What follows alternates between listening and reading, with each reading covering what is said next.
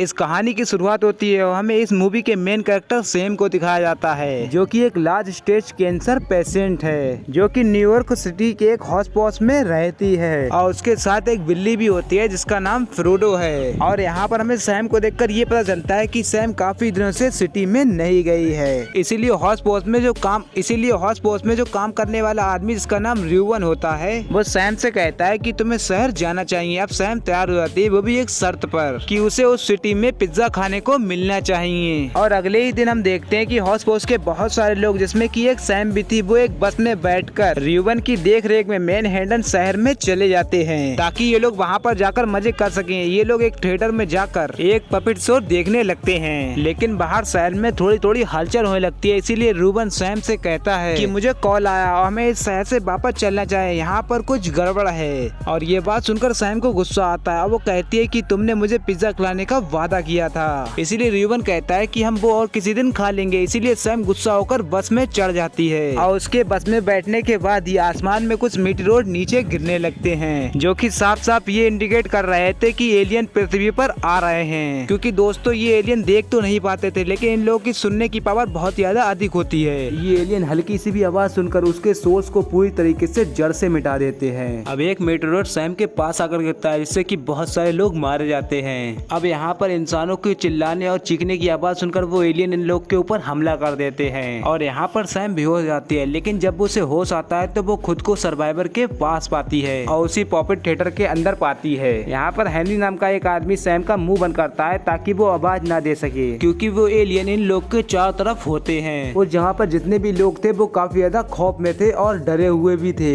लेकिन अब यहाँ पर सैम की कैट बाहर चली जाती है और वो उसे बचाने के लिए उसके पीछे पीछे चली जाती है। हालांकि इस पीछे एलियन सैम की कैट की आवाज सुन लेता है और वो उस पर अटैक करने के लिए अंदर भी आ जाता है, लेकिन ऊपर उड़ रहा मिलिट्री हेलीकॉप्टर की आवाज सुनकर वो यहाँ से भाग जाता है और इस तरीके से सैम अपनी कैट को बचाकर वापस अंदर ले आती है। और इसके बाद हमें दिखाया जाता है कि मिलिट्री अनाउंस करती है कि सभी लोगों को शांत रहना है, क्योंकि जो एलियन होते हैं वो डेडली होते हैं, तो आप लोग शोर बिल्कुल ना करें क्योंकि आप लोग को यहाँ से निकालने का इंतजाम किया जा रहा है। अब इसके बाद मिलिट्री इस शहर से कनेक्टेड सभी ब्रिजेस को उड़ा देती है ताकि वो एलियन इस शहर से बाहर ना निकल सके, जिसका मतलब ये होता है कि वो एलियन पानी में नहीं तैर सकते थे। अब ब्रिजेस को ब्लास्ट होता हुआ देखकर एक सर्वाइवर पर काफी ज्यादा पैनिक हो जाता है। अब इसीलिए हेनरी मजबूरी में उस सर्वाइवर को शांत करने के लिए उसे मार देता है। खैर इसके बाद हम र्यूवन और सैम को काफी अच्छी तरीके से एक साथ बैठा देखते हैं, लेकिन तभी अचानक यहाँ पर जनरेटर स्टार्ट हो जाता है और र्यूवन उसे बंद करने के लिए जाता है तो उसे एक एलियन मार देता है, जिससे कि सैम बहुत ज्यादा दुखी हो जाती है। वो इतना ज्यादा दुखी हो जाती है कि वो अपने कैट के साथ उस जगह से बाहर निकल आती है। अब शहर के अंदर सैम दो बच्चों को घूमता हुआ एक फाउंटेन के नीचे सरवाइव करता हुआ देखती है, क्योंकि ये एलियन नेचर और पानी के साउंड को इग्नोर करते थे, यानी कि पानी की आवाज ज्यादा होती है तो आप लोग उससे कम आवाज करके बातें कर सकते हैं ताकि उन कीचड़ तक इसकी आवाज ना पहुंच सके।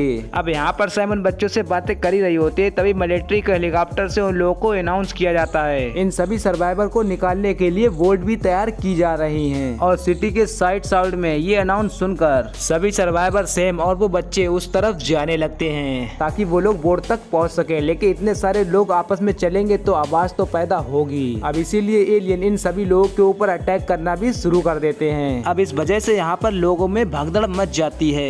अब यहाँ पर सैम सर्वाइव तो कर लेती है, लेकिन इस बीच उसकी कैट भी यहाँ से बिछड़ जाती है। उसकी बिल्ली फ्रोडो एरिक नाम के एक आदमी से मिलती है जो कि काफी ज्यादा डरा हुआ था। वो उसकी कैट के पीछे पीछे सैम तक आ जाता है। यहाँ पर सैम उसे समझाते हैं कि तुम्हें साउथ साइड की तरफ जाना चाहिए, जहाँ पर बोट सर्वाइवर को निकालने के लिए तैयार है। लेकिन यहाँ पर एरिक काफी ज्यादा डरा हुआ था, इसीलिए वो सैम के साथ रहना चाहता था। लेकिन सैम साउथ की तरफ ना जाकर अपनी अपार्टमेंट की तरफ जा रही थी, लेकिन एरिक मना करता है। वो उससे पूछता है कि तुम साउथ की तरफ क्यों नहीं जा रही हो, जहाँ पर बोट्स भी हैं। तो सैम इस बात पर कहते हैं कि मुझे सिटी में पिज्जा खाना है। हालांकि ये सैम की बात थोड़ी अजीब थी, लेकिन इसके पीछे भी कोई वजह थी, ये आपको आगे चल के पता चल जाएगी। अब सैम भी एरिक को अपने साथ रखने के लिए मान जाती है, क्योंकि सैम एक खतरनाक एरिया में जा रही थी, इसीलिए ये लोग अपना सफर तय करते हैं। अब गलती से सैम के हाथों से कुछ किताबें गिर जाती, यानी कि वो एलियन इनकी आवाजें भी सुन लेते हैं। वो इनके पीछे आ रहे थे, इसीलिए ये लोग यहाँ से भागने लगते हैं, क्योंकि इन लोग के चारों तरफ एलियन भी आ गए थे।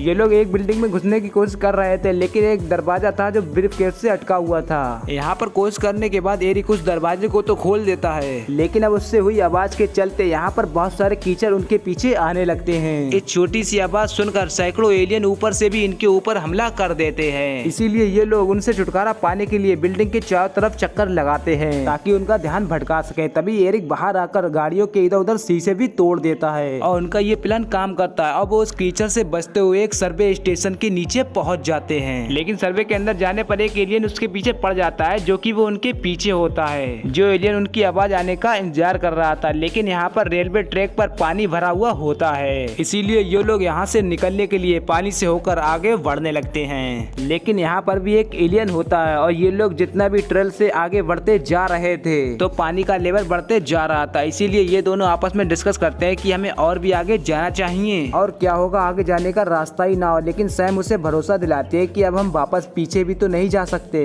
और इसीलिए वो लोग आगे ही बढ़ेंगे। और उस एलियन ने इनकी बातें भी सुन ली थी। वो अटैक करने के लिए इन लोग की तरफ तेजी से बढ़ने लगता है और उससे बचने के लिए ये लोग पानी के अंदर भी चले जाते हैं। और वो एलियन पानी में नहीं तैर सकता था, इसीलिए वो एलियन पानी में डूबकर मर जाता है। लेकिन सैम और एरिक पानी से बाहर आते हैं और सैम की हालत अब काफी ज्यादा खराब हो चुकी थी। अब पास ही के टूटे हुए चर्च में पहुंचकर एरिक सैम को वहां पर लिटा देता है क्योंकि सैम के पास उसकी दवाइयां नहीं बची थी। इसीलिए एरिक सैम से पूछकर उसकी दवाइयां लेने पास के मेडिकल के पास चला जाता है जहां पर पूरा शहर तबाह हो चुका होता है। लेकिन अब एरिक भी टूटे हुए मेडिकल में सैम के लिए दवाइयां निकाल लेता है और अब यहाँ पर फ्रोडो भी एरिक का पीछा करते हुए यहाँ पर आ गई थी। लेकिन तभी एरिक फ्रोडो के साथ दवाएं लेकर वापस जाने लगता है। तभी अचानक से यहाँ पर एक आवाज आती है और एरिक के पकड़ने के बाद भी फ्रोडो उस आवाज के पीछे चली गई थी और वो आवाज सुनते हुए कंस्ट्रक्शन साइट की तरफ आ गई थी और एरिक भी फ्रोडो का पीछा करते हुए उसकी तरफ आ जाता है। दरअसल यहाँ पर एलियन मेटोड गिरा हुआ होता और यहाँ पर एलियन के बहुत सारे अंडे भी थे।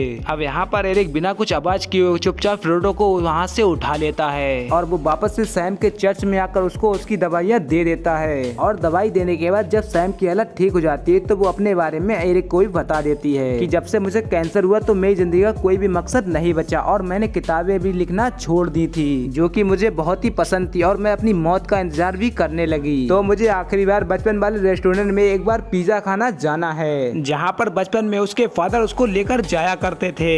खैर अब ये लोग ये रात बिताने के बाद अगली सुबह फ्रोडो के साथ उस रेस्टोरेंट में जाने लगते हैं। लेकिन वो रेस्टोरेंट एलियन के अटैक से भी तबाह हो चुका था और ये देखकर सैम रोने लगती है कि उसकी आखिरी ख्वाहिश भी अधूरी रह गई। लेकिन उसे एरिक वेट कहता हुआ कहकर उसी जले हुए रेस्टोरेंट में जाकर एक पिज्जा भी तैयार कर लेता है जो कि लाकर के सैम को देता है। अब ये दोनों मिलकर उसे खाने लगते हैं। अब यहाँ पर सैम को रियलाइज होता है कि वो एरिक को और फ्रोडो को अपने साथ मरने नहीं देगी, इसीलिए वो बिल्डिंग की छत पर जाकर देखती है कि पास ही की नदी में एक आखिरी बची वोट आखिरी सर्वाइवर को लेकर जा रही होती है, जिसके बाद आर्मी इस शहर में बम गिराकर इसे तबाह कर देगी ताकि ये एलियंस यहीं पर ही खत्म हो जाएं। हालांकि नदी के किनारे बहुत सारे एलियंस खड़े हुए भी थे जिन्हें वोट की आवाज तो आ रही थी, लेकिन वो डूबने की डर से पानी के अंदर नहीं जाते। अब सैम एरिक से कहती है कि हमें भी यहाँ से निकलना चाहिए, इसीलिए ये लोग बिना कुछ आवाज किए फ्रोडो के साथ वहाँ से निकलने लगते हैं क्योंकि उन्हें पता था कि किनारे पर बहुत सारे एलियन खड़े हैं। अब क्योंकि सैम जानती थी कि अब उसकी जान जाने ही वाली है तो अब वो एरिक और फ्रोडो को अकेला छोड़कर वो उनसे दूर जाकर गाड़ियों को हिट करने लग जाती है, जिससे कि बहुत सारा शोर पैदा हो जाता है। वो एलियन उसकी तरफ मुड़ जाते हैं जिससे कि किनारे के सभी एलियन उसकी तरफ पहुंच रहे थे।